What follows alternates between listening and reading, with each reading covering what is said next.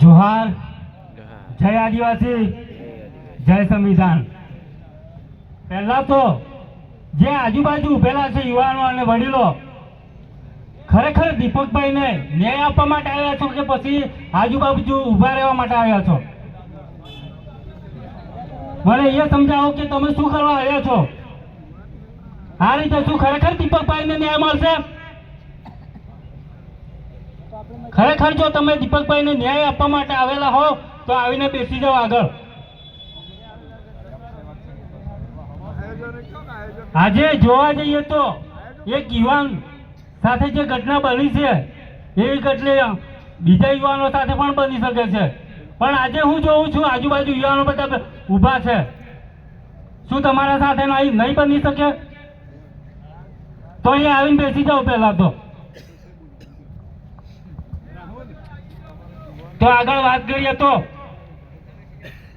જે ઘટનાને લઈને કાયદાકીય વાત કરીએ તો આપણે મૂળભૂત અધિકારોનું હનન થયું છે। દીપકભાઈની વાત કરીએ તો એ મામલાને લઈને હાઈકોર્ટ જવું હોય તો સંવિધાનને લઈને જઈ શકીએ છીએ। કેવી રીતે? અનુચ્છેદ 14, અનુચ્છેદ 15, અનુચ્છેદ 17, અનુચ્છેદ 21, અનુચ્છેદ 141 મુજબ સંવિધાનનું સીધું હનન થયું છે। આ મામલાને લઈને આપણે એક સારો એવો હાઈકોર્ટનો એડવોકેટ લઈને આ મામલાને હાઈકોર્ટમાં લઈએ તો તાત્કાલિક ન્યાય મળી શકે છે। એવી રીતે જેટલા યુવાનો બેઠા છે, યુવાનો આગળ આવવું પડશે। યુવાનો કેમ પાછા પડે છે? જ્યારે જોવામાં આવે તો યુવાનો ક્યાં આવતા નથી। તો યુવાનો ખરેખર આજે જરૂર છે, આપણે જે કાયદાકીય રીતે નોલેજની જરૂર છે, બંધારણની જે સંવિધાનિક નોલેજની જરૂર છે, એ નોલેજ આપણે પ્રાપ્ત કરવું પડશે। જો ખરેખર આપણે કાયદાકીય રીતે સંવિધાનિક નોલેજ હશે તો કોઈના બાપની તાકાત નથી કે આપણે રોકી શકીએ। ચાહે કલેક્ટર હોય, કલેક્ટરનો બાપ હોય, એને પણ નીચે મોઢું નાખીને વાત કરવી પડે। આ છે બંધારણનો પાવર।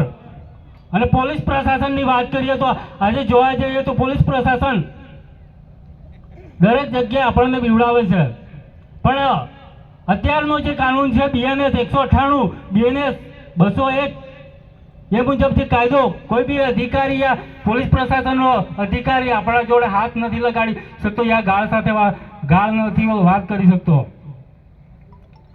અને BNS 117 સપ્લસ 3 એ વાંચવા જેવી છે। ખાસ કરીને આ બધા કાયદા જાણવા જરૂરી છે આપણે। જોહાર, જય આદિવાસી। અહીંથી મારી વાત પૂરી કરું છું। ખૂબ સરસ।